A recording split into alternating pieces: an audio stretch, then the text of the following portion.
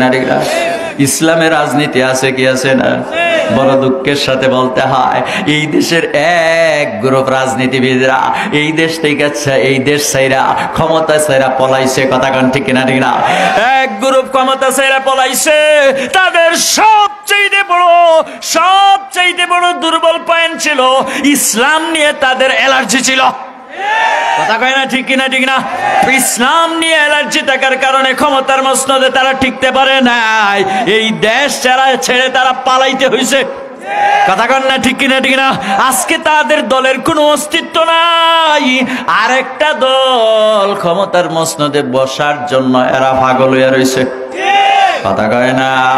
আরেকটা দল ক্ষমতার মসনদে যাওয়ার জন্য পাগল হয়ে রয়েছে। এদের মাঝ থেকে কিছু কিছু লোক পাগলা কুত্তার মতো হয়ে গেছে। গত কয়েকদিন আগে তাদের বড় একজন লিডার বলছে কোরআনের সাথে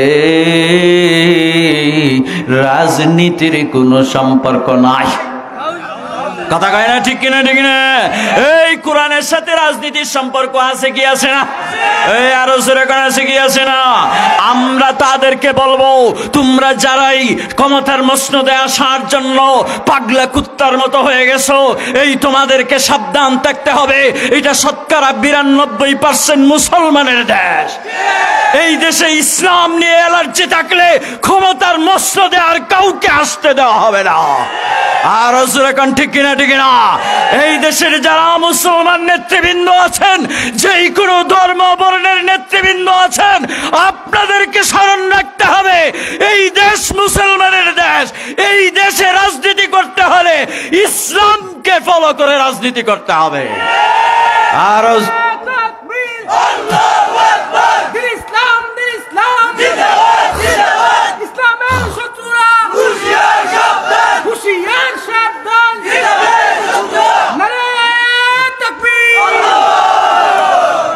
ইসলামকে মাইনাস করে যদি কেউ এই দেশে রাজনীতি করতে চান, ইসলাম ও ইসলামিয়ত নিয়ে যদি তোমাদের অ্যালার্জি থাকে, চুলখানি থাকে, ভালো করে স্মরণ রাখবা 16 বছর পরে ফ্যাসিস্ট আওয়ামী সরকারের যেইভাবে পতন হয়েছে, ঠিক তোমাদের পতন একদিন নিশ্চিত হবে।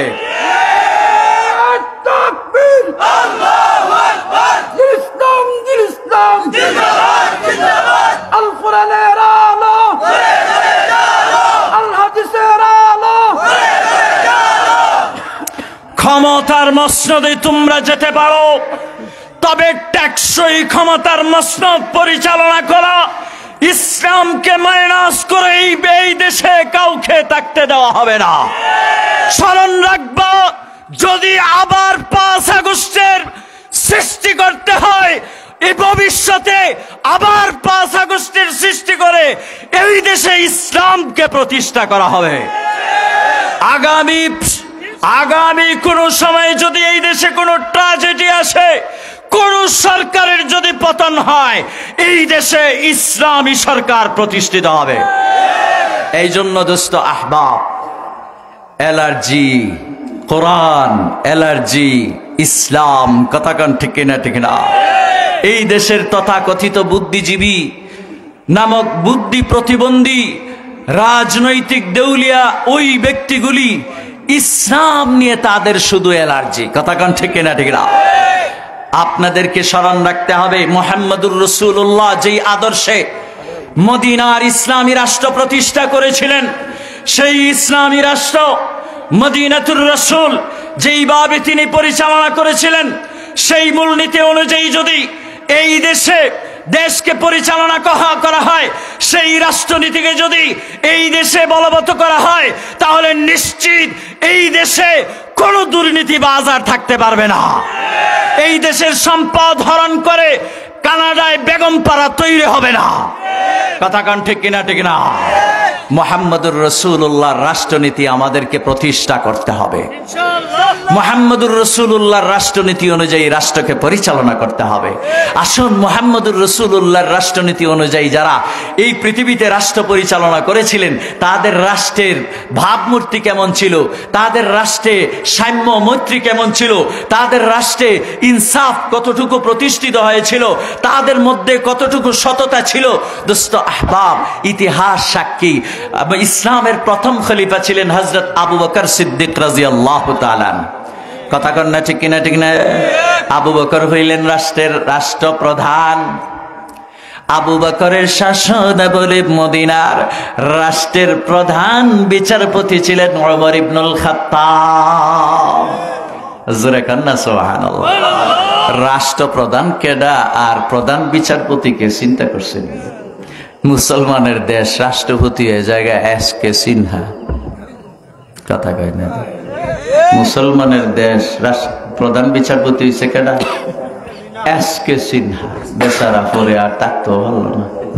কথা কয়, এই বেচারার দেশে থাকতেও ভালো না। হ্যাঁ, ভালো করে বুঝেন, মুহাম্মদুর রাসূলুল্লাহর রাষ্ট্রের শেষে খোলাফায়ে রাশিদিন 4 খলিফার শাসন ব্যবস্থা পর্যালোচনা করেন। একটু হিস্ট্রিটা পরে দেখেন কেমন ছিল। আবু বকর হইলেন রাষ্ট্রপ্রধান, প্রধান বিচারপতি হইলেন উমর ইবনুল খাত্তাব। কেডা? উমর রে চিনেননি? উমরকে চিনেন সকলে? উমর রে সকল মানুষ ভয় করত। শুধু মানুষ ভয় করত না, জিনরাও ভয় করত। সুবহানাল্লাহ। একটু জোরে কন্যা সুবহানাল্লাহ। কি রে ভাই, আপনার কাছে কোনো সেদ বেদ নেই, বুঝি না কি? সিলেটের মানুষ যত জায়গায় যায় কথা কইতে চায় না, মনে করে টেহা পয়সার আমগর অভাব নাই, দূর মোল্লার কথা আর জবাব দিয়ে লাভ আছে?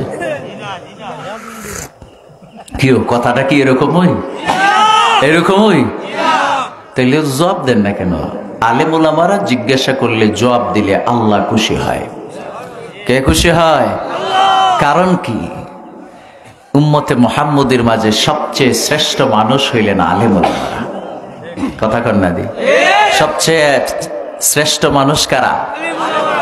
কার কথা? আল্লাহর রসুলের কথা, আল্লাহর কথা।